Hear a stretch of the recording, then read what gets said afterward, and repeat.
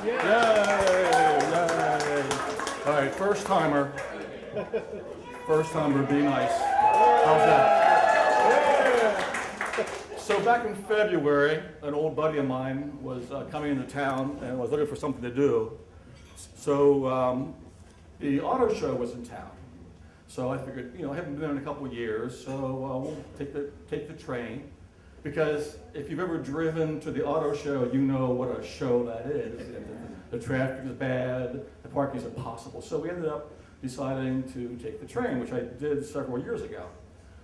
I got an old schedule out, and we drove to Paoli, and got at the Paoli station just as the train was coming in. And we literally ran through the station, got our ticket, and jumped on the train, on the SEPTA train, just as it was about to take off. So barely made it. So if you've ever taken that train, the Paoli line, one of my greatest pleasures is looking out the window and looking into the backyards of all those main line houses. You get to see things that weren't meant to be seen. But this was after that 2-foot snowfall that we had. I had the greatest pleasure. That guy didn't shovel at all. That guy's backyard is a mess. Now that guy, look at him. He cleared out his whole patio, and the barbecue was set up. He was grilling after the snowfall. That guy, he just cleared out the play set for his kids. That guy didn't do a darn thing. That guy's yard is full of trash. It was just so much fun to watch the backyards go by as you work your way down the main line. Now, we got to, I think it was about Villanova, where I had to go to the men's room.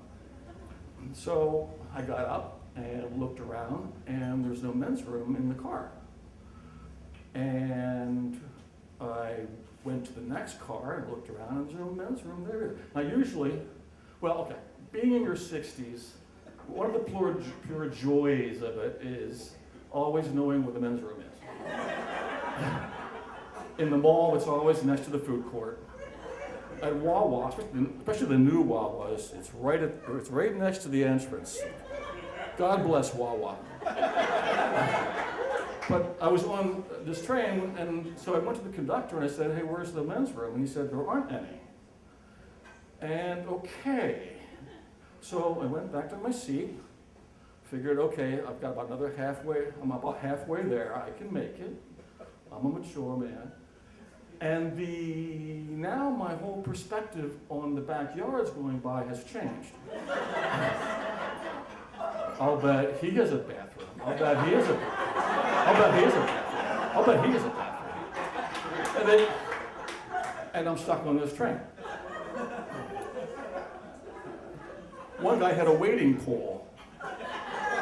And I thought, if I get off of the next stop, no, the next stop was too far. All right, so that's me. So things were starting to get a little bit urgent. And so I went back to the conductor and said, "Where's the next stop? Where's the men's room?"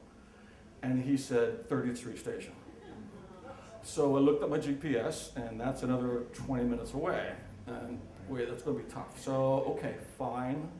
Went back to my seat, and I'll bet he has a bathroom. I'll bet he has a bathroom. I'll bet he has a bathroom. At one point, I decided to stand up. So I got up, I told my friend, "Hey, look, I'm not gonna make it."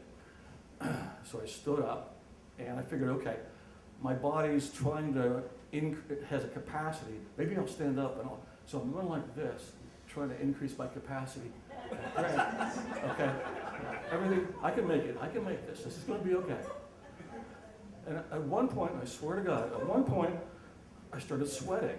I was so stressed, I started sweating. And at one point, I went, "Now wait a minute, my body's filling up with the fluid."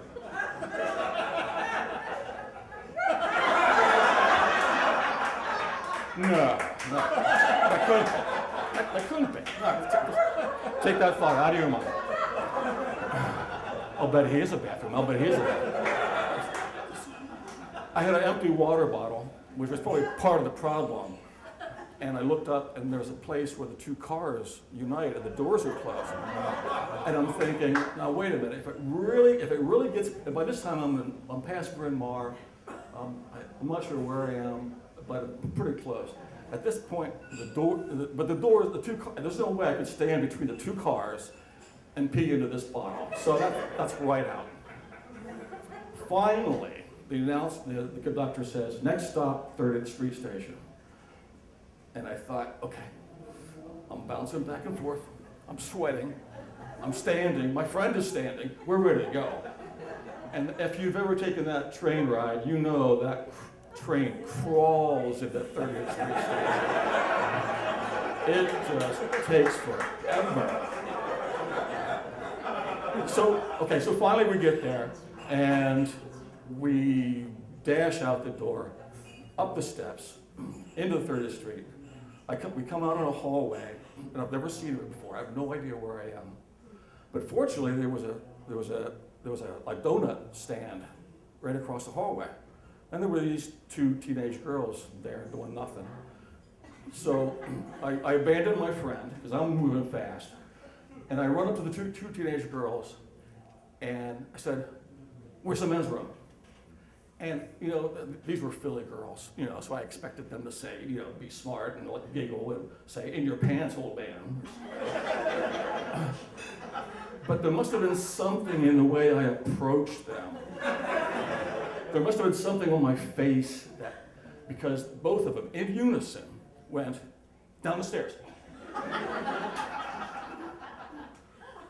So I took off, ran downstairs, found the men's room, first urinal, took a wide open, got to it, made it. Now, we've heard a lot of stories about joy tonight. But those 60 seconds at that urinal,